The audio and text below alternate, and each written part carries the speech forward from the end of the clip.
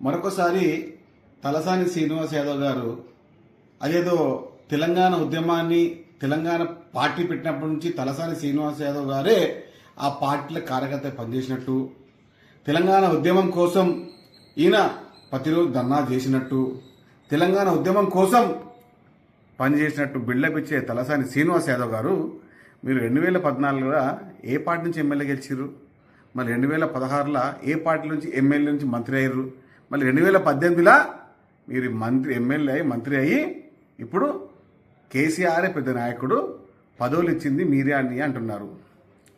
ఒకటే అడుగుతున్నా, మీకు కొత్త కట్టినటువంటి అమరనాథ స్తూపం వద్ద 150 కోట్ల నుంచినటువంటి ఆ బడ్జెట్ 400 కోట్లకు ఎట్లా అయింది?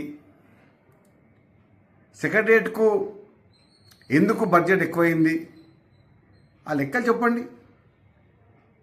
కాంట్రాక్టుల కోసం, పెత్తందారుల కోసం, కాంట్రాక్టుల కమిషన్ల కోసం పనిచేసినటువంటి కల్వకుంట్ల చంద్రశేఖరరావు గారికి తొత్తుగా మాట్లాడే తలసాని శ్రీనివాస్ యాదవ్ గారు, మీరు మాట్లాడే ముందు కొంచెం తెలుసుకొని మాట్లాడండి.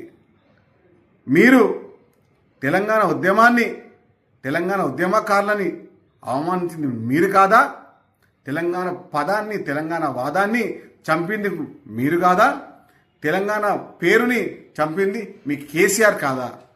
అది చెప్పండి, చాలా బాగుంటుంది.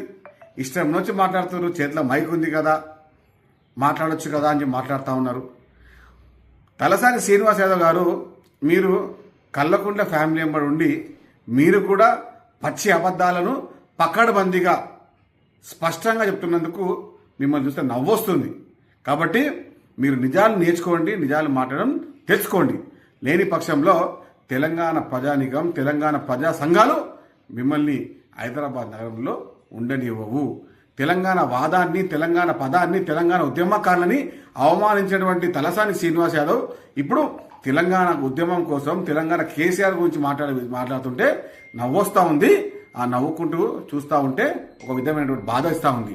తెలంగాణ ఉద్యమ పదాన్ని అప్పుడు ఏ పార్టీలో ఉండి నువ్వు తెలంగాణ ఉద్యమాన్ని ఆపింది నువ్వు కాదా? తెలంగాణ ఉద్యమ కాలం నుంచి నువ్వు కాదా? అధికారం రాగానే కేసీఆర్ పంచం చేరి కేసీఆర్ ఏదో తెలంగాణ కోసం పుట్టినట్టే, తెలంగాణ కోసం ఆయన చేసిన పనులంటే కానీ అది తెలంగాణ దోచుకుంది, తెలంగాణని మొత్తం దగా చేసింది కూడా కల్వకుంట్ల చంద్రశేఖరరావు అని చెప్పడం మర్చిపోయావరా? తలసాని శ్రీనివాస్ యాదవ్ గారు కొంచెం తెలుసుకొని మాట్లాడి, తెలియకుంటే తెలిసేటట్టు చేస్తాం. ధన్యవాదాలు.